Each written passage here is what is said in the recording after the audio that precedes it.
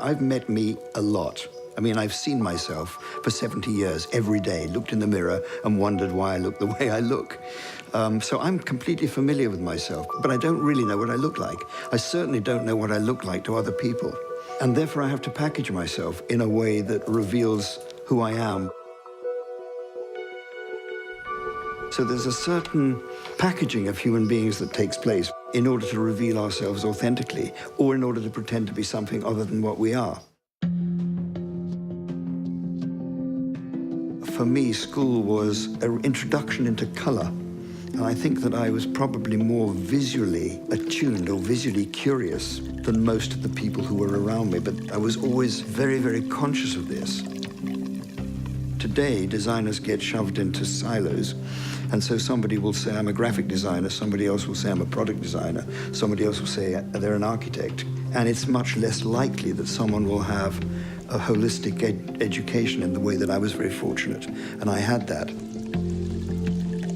I'm a very, very highly tuned appreciator, partly because if I'm talking to people about what things look like, I better understand how to look at things. I better have muscles of seeing that make me able to see more than some of my colleagues can see.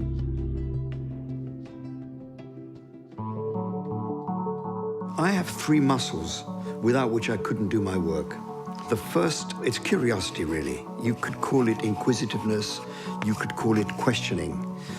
But it's a muscle, and it's a muscle that enables me to ask, why is this like that? Why is this written in this way? Why is this so big? Why is it so small? Why is it the way it is? To be honest, I value knowing very little about almost everything, because then I come to it with a childlike freshness, hopefully. So for me, it never stops. It never stops. The second muscle, I call it the muscle of appreciation, which is just, it's not questioning more so much as noticing.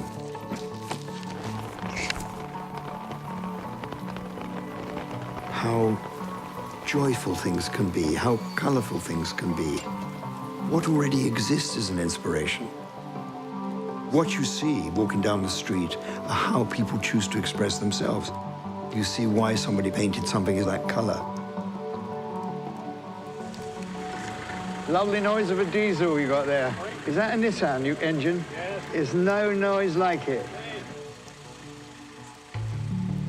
In Wolff, which I led, we had to help our clients to find their self-expression, not impose our view of what was good design. A brand is really a way of remembering what something is like for future reference, something you value, something you feel attracted to.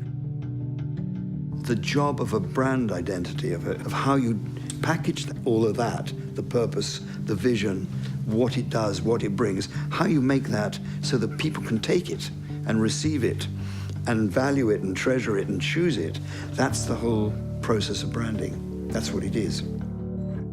It's that famous story, remember there's two supermarkets. You go into one, they've run out of a certain product and you think, what a crap store. You go into another one that you really admire, they've run out of products, you think I should have been there earlier. My first job was designing a magazine called The Muck Spreader and Shifter, which is read by farmers. It already existed, but it didn't have any feeling of muck or spreading to it. So I picked a really fat typeface called Cooper Black, which looks like cow dung almost. It's got a real wet, it carries color beautifully. And from then on, I thought, oh yeah, I've understood something here. I've understood that there is emotion.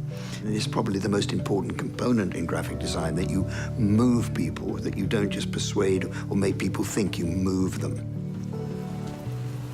For me, the muscle of curiosity and the muscle of appreciation enables the muscle of imagination.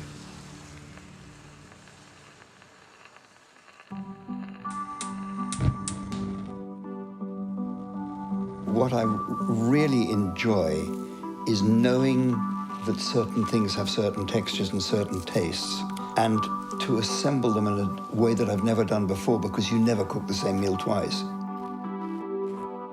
I'll be using color, I will be using texture, I will be using the sequence of things. Everybody knows that the whole is greater than the sum of the parts. it's a dinner. What few people realize, it is only through the parts that the whole gets delivered. I see seeing as a muscular exercise, like I see curiosity. It's a kind of being open, really. If you walk around with a head full of preoccupation, you're not going to notice anything in your visual life. I am obsessively interested in everything, and that gets expressed more through my eyes than through my ears.